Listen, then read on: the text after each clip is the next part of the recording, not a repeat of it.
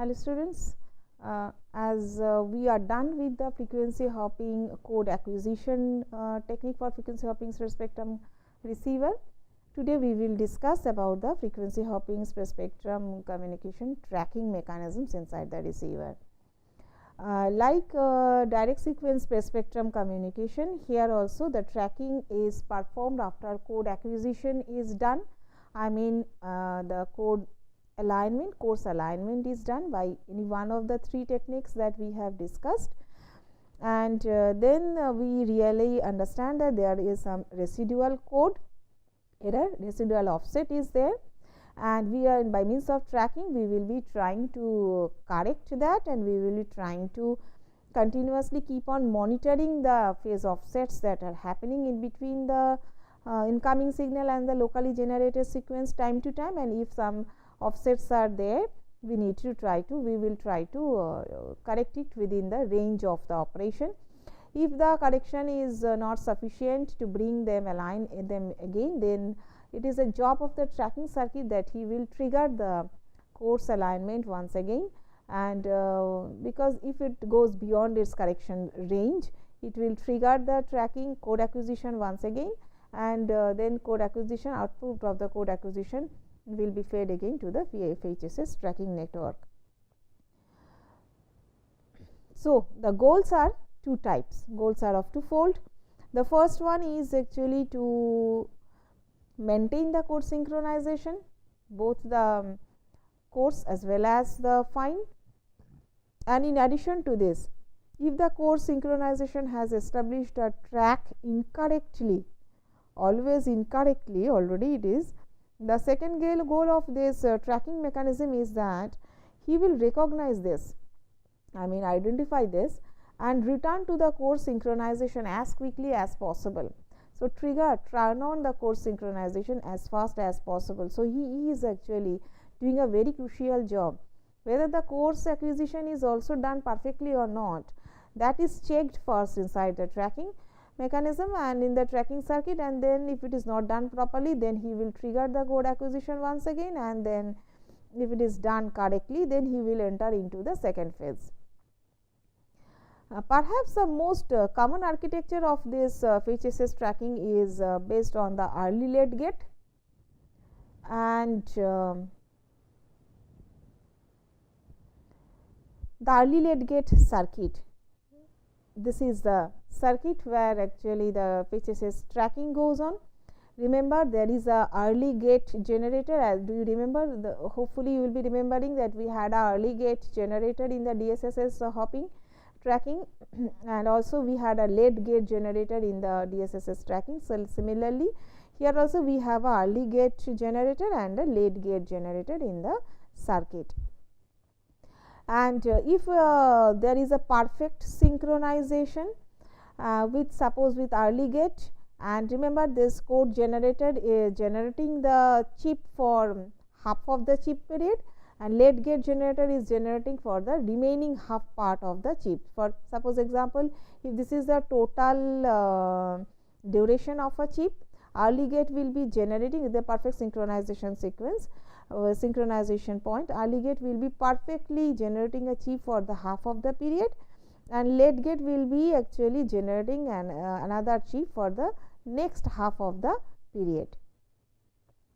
Clear? So, given that it is TC, so TC by 2 is taken care by the early gate and the late gate. And if when they are synchronized also, so the early gate output, this integrator output, so the after this multiplication and the bandpass filter, when this integrate, it enters into the integrator for the early gate generator. This integrator integrates for a period of the first half only, and it generates an output called G1x. Now, remember, if they are in the perfect sync, no, then the integrator output slowly grows up and it reaches maximum at the end of the TC by 2, and it remains at TC by 2 for the rest part of the chip duration. So, what is happening? It is we will explain it in the diagram next. So, I am told that it is the this is the whole chip duration TC. So, for perfect synchronization case, for TC by 2 times you are having the gate have generated the pulse for the early gate generator.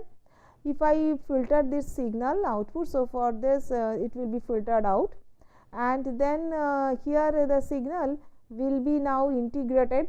So, integrator will integrate, and slowly if I integrate a square wave, so slowly it will be integrating, and actually it will give me a sawtooth wave kind of. And then after, at the end of this TC by 2, when this early gate output is coming down, then the G1x will constant hold this value of this integrated output till the end of the chip period.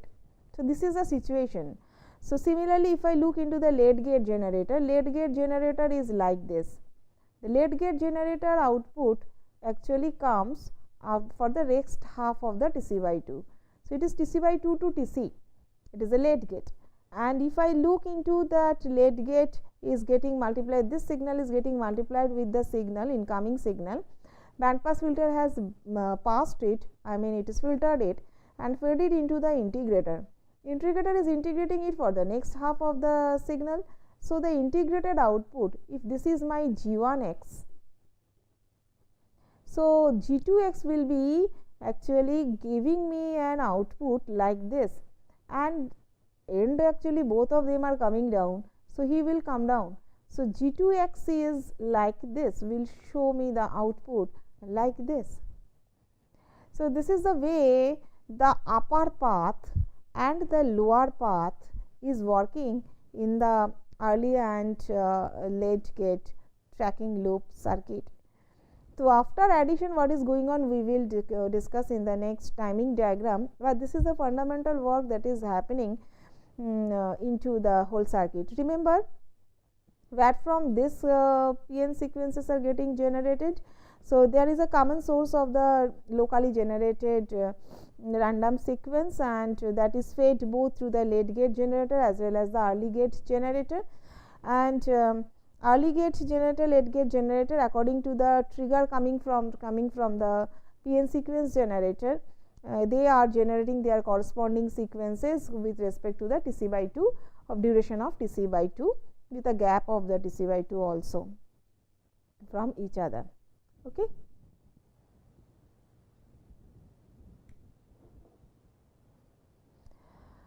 And remember what is happening if we understand like this. So, this was the early gate half TC by 2, this is TC by 2.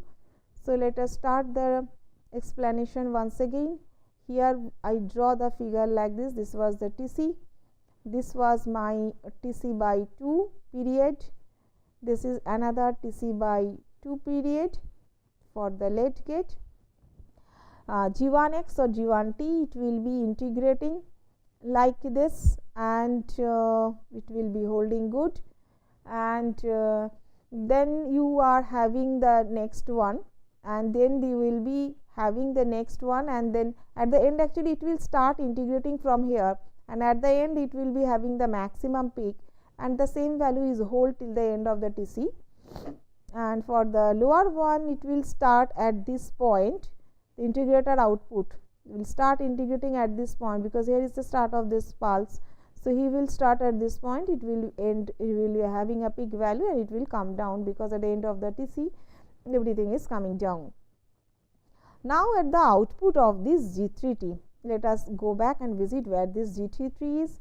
G3T is here, that means output of this G1 and G2x is getting added and get fed, and this adder output is getting fed into the voltage controlled oscillator block. So, if I now add these two signal, what I should see when they are perfectly synced with the incoming signal. So, the output of the adder will start from here like this, it will reach the peak. After that, this is the negative voltage going up. So, the adder output will come down, and exactly in the perfect sync position it should come down to 0, because the voltage, positive voltage is equivalent to the negative voltage, because both of them are having the pulse duration of TC by 2, got the equal time to charge up and integrate, and hence actually you will get a perfect triangular wave at the output of the adder, and at the end of the TC time period finally the adder output will be equal to 0.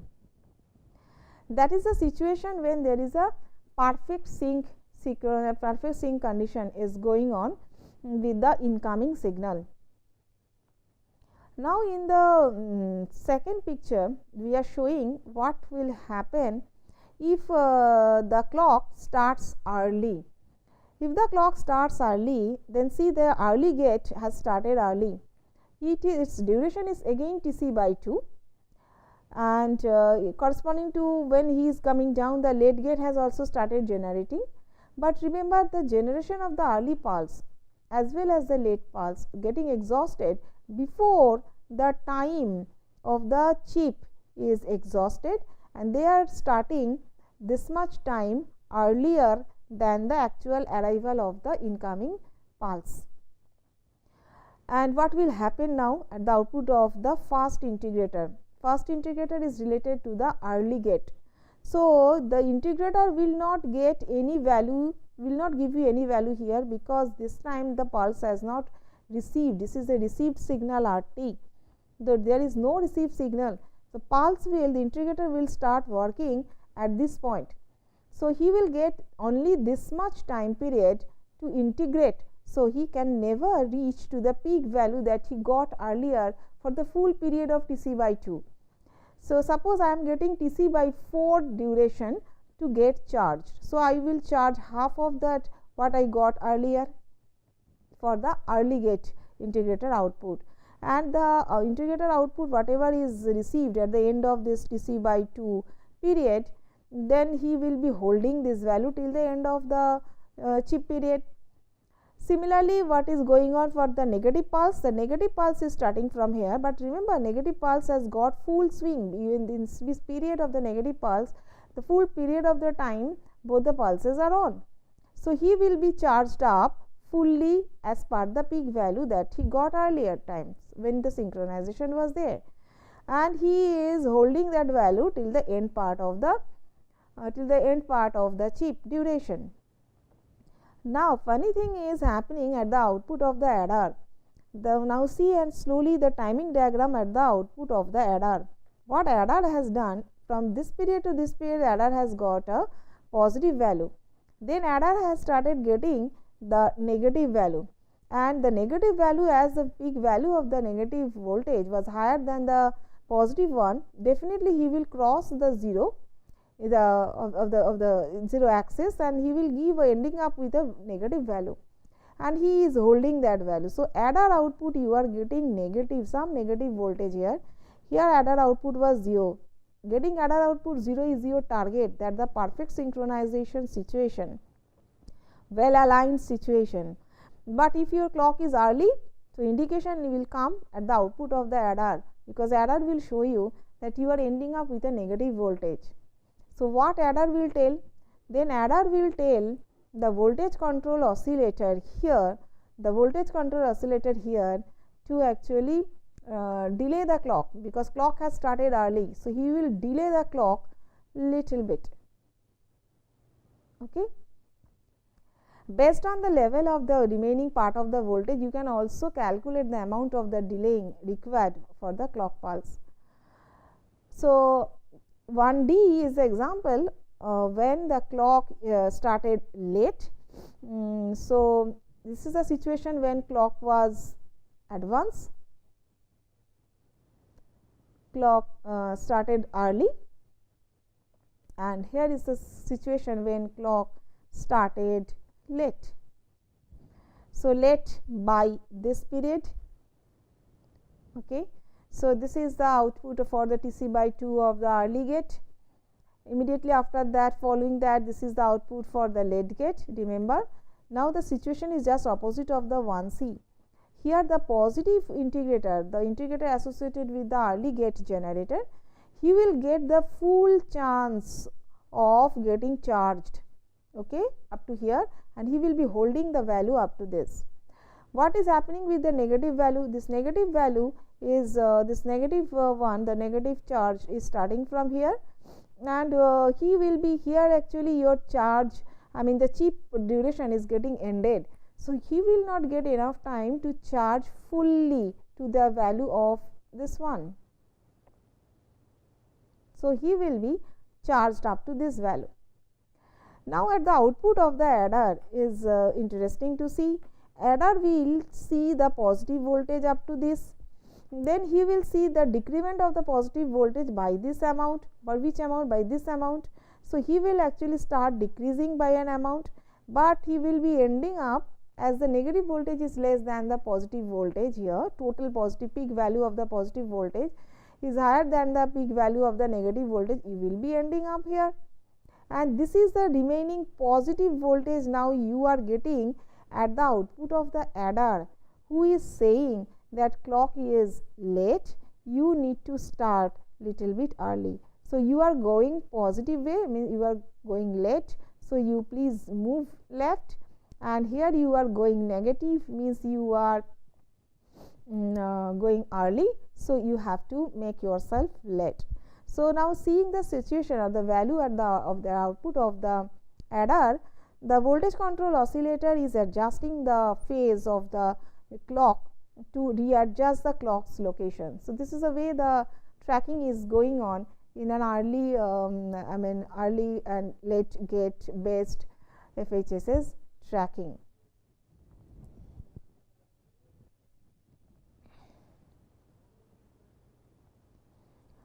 This whole description that we have done is based on the logical value 1, when where the chips are actually taking a positive voltage and they are of rectangular shape.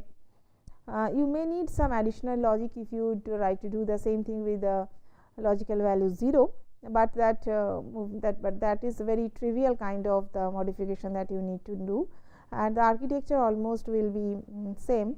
And locally, after getting the output from the adder circuit, what this VCO is doing is they are making a back and forth within the duration of the chip.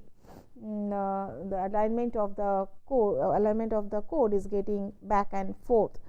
I mean, the clock pulse is getting back and forth, and hence the sequence generation that is going on, that is getting adjusted inside the chip duration.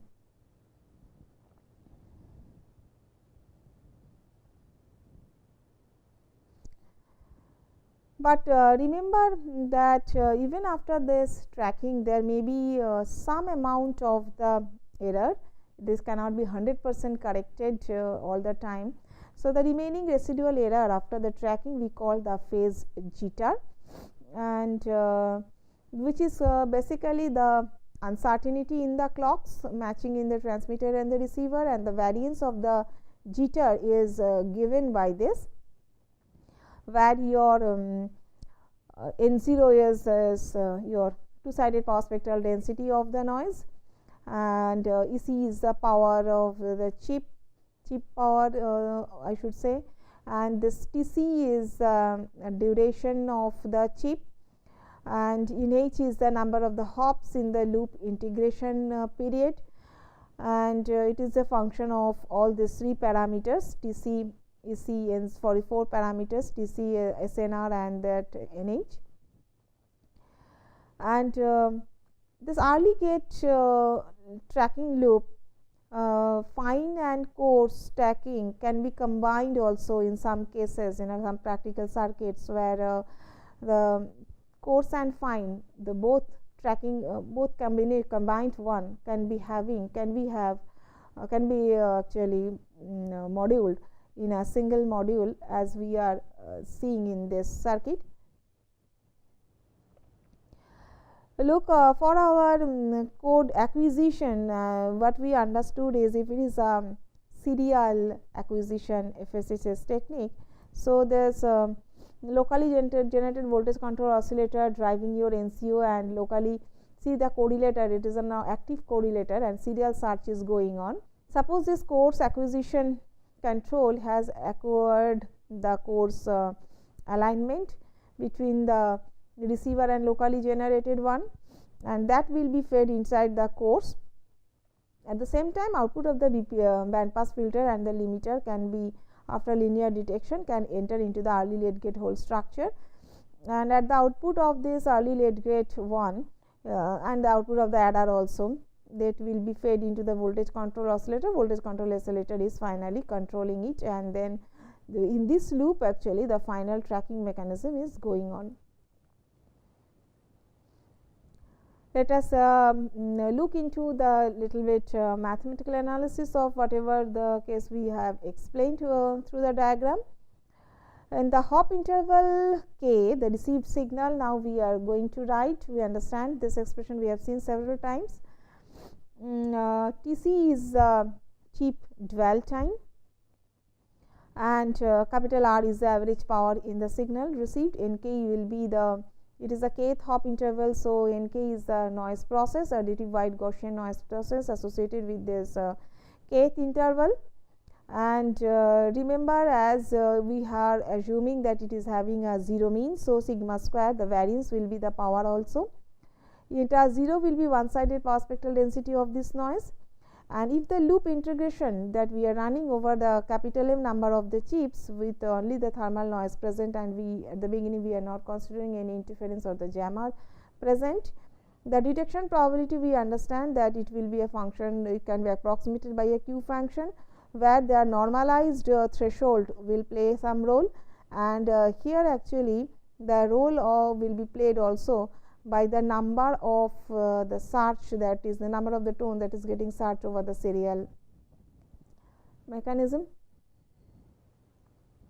And remember that the number of the tones that you are getting searched over the tones, that is also fundamentally not only the capital M, this is also a function of your SNR, R by sigma square is going on, and this capital M is the number of the tones over which you are running the search, and gamma is our predefined threshold. So, we understood that we have normalized it with respect to the noise variance, because we really wish to reduce the false alarm probability. So, the detection probability will be there if the probability that the test statistics is crossing the SNR value, and it will be definitely can be expressed by the case that the probability is crossing from gamma to infinity. And tracking loop, this integration time, if I understand the chip duration is Tc, then the total time that over which the tracking loop is running will be capital M into Tc, and gamma Th will be the measure of this threshold to the noise density. Instead of gamma dashed, actually our gamma H is equal to equivalent to my gamma dashed, and tracking loop threshold it is. If this is the explanation, similarly, so the misdetection will be 1 minus the detection probability. We understand probability of false alarm will be the taking a limit of this function over where a tends to the 0 value, and the tracking loop jitter, the phase jitter will reduce this correlation peak, because correlation peak is not perfect, because of this remaining offsets you can never actually hit, or never you can actually detect the peak. You will be, because of the jitter, you may be you are close to the peak, but this much amount of the residual error you will be ending up with. And if we consider that the jitter in which wherever you will be, if I consider that is a random variable, and it is it can be well approximated by the Gaussian, and 99.7% of the time it will be within the 3 sigma of the mean, so that the correlation peak is reduced by a factor of d, and then the d will be given by 1 minus 3 sigma by Tc square. So, what we are considering here is that we are binding that the zeta we observed, that zeta will be there, the remaining offset whatever is there. First of all, it is Gaussian distributed, and 99.7% of the time, means close to just 0.3% of the time you are actually getting a miss, but for more than 99% of the time its value, the zeta's value is within 3 times the sigma of the mean. So, you are within very close to each other, and then this reduced, then the peak, from peak whatever the amount you will be reduced, it can be measured, it can be given by this formula. And now, if I understand that this is the way, by this factor from the peak value the signal power will be reduced. So, I can actually multiply the R, which was actually the power of the received signal. You are not getting R, you are getting a fraction of this R now, and capital M is the times you are integrating over, and WIF we understand that WIF will be 1 by the threshold, 1 by the hopping time period of the first frequency hopping, and here the sigma square will be coming in the expression of capital A, as we have seen earlier, where here we have seen, but here this sigma square we have changed by a factor, we are changed by a factor, there is a variance, right. So, the total power, it is a noise power also. So, we have changed it by the power spectral density of the noise multiplied by the noise bandwidth, which is equivalent to signal bandwidth also. So, A has turned to be like this. So, there are very wide variety of the control processes that can be implemented in this tracking, and recall that the goals of this tracking is to return to the course synchronization as quickly as possible. If you find there is a gross error in the synchronization process already, without entering into the tracking loop, you should go back and start the tracking mechanism, course code acquisition mechanism as fast as possible. And say actually, so for control, for track, a lot of the control stuff is involved in the tracking loop, and let us consider a situation that small m out of the capital N type of the controls to have, we are having, and m less than n detections of this sync loss out of the n passes are required before returning to the course synchronization. So, this is a one kind of a logic that we have fixed. Suppose at least m number of the detections of the sync loss we have to detect, then only we will declare that there is no synchronization has been already happened in the course acquisition mechanism. So, we need to go back. So, without seeing actually one time loss, sync loss, we should not go back. So, this kind of the logic is developed inside the FHSS tracking mechanism to detect whether we should go back or to the code acquisition or not. And refinement also is possible. I mean, how to detect actually whether m less than n, whether we will go back or not.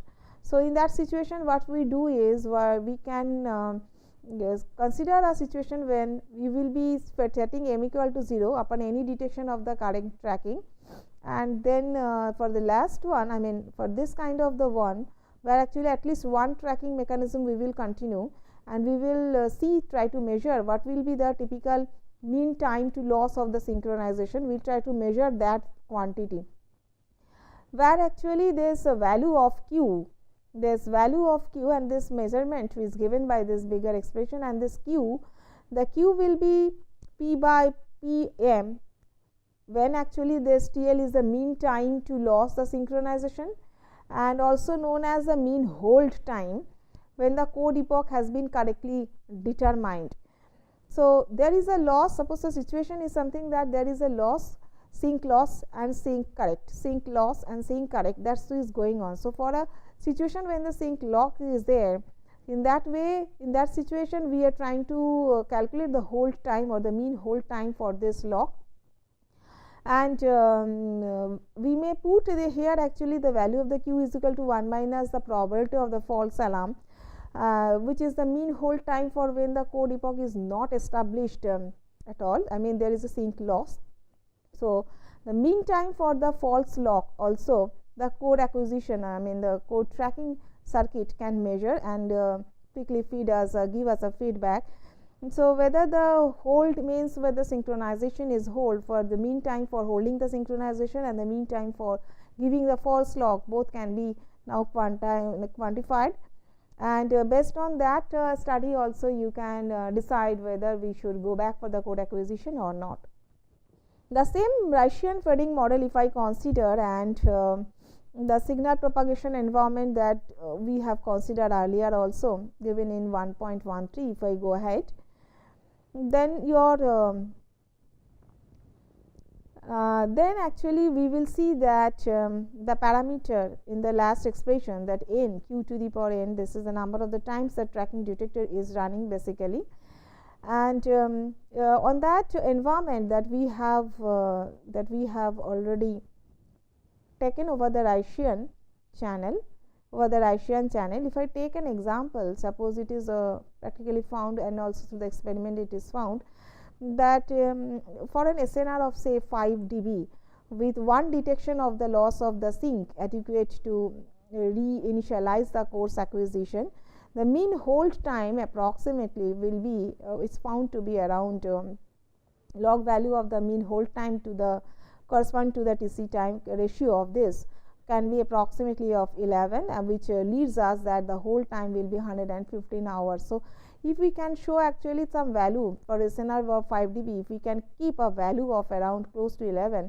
So, for 115 hours it is guaranteed that the synchronization will be hold good.